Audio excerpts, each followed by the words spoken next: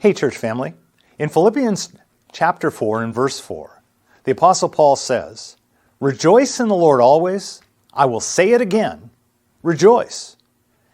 As you think about that verse, I want to ask you to consider two questions. Question number one, where do you find your joy in life? And question number two, where does Paul say that joy can always be found? Think about that.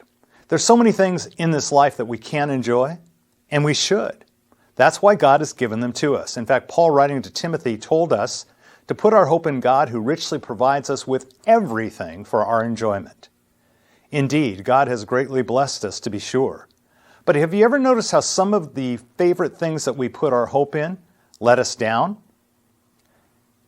If you're a football fan, maybe you were hoping that this would be the year that the Rams won the Super Bowl.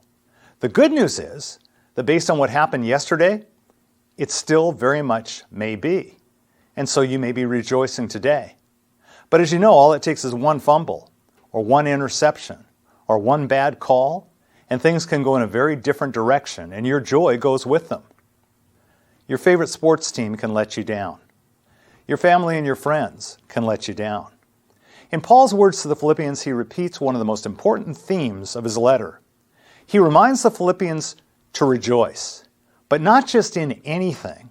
He reminds them to rejoice in the Lord. And not just when things are going well for them either.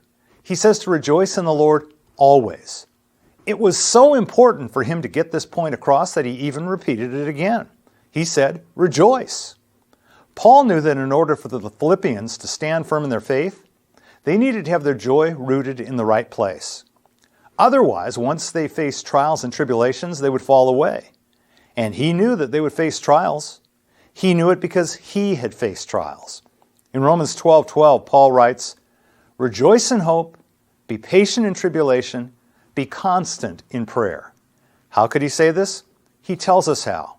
He says, "For I consider that the sufferings of this present time are not worth comparing to the glory that's to be revealed to us." Paul had fixed his eyes on Jesus, and compared to him and his glory, the troubles of this world seem small in comparison. You and I need to remember that all the good things on earth that God has given us to enjoy are just that. They are earthly things. They're not meant to last forever. If you're looking to your wealth, or your family, or your friends, or your career to be the source of your joy, you are setting yourself up for disappointment. But if your joy is rooted in something that can't be taken away, like your relationship with the Lord and the promise He's given you, then you can rejoice in the Lord always. I'll say it again, rejoice. Amen.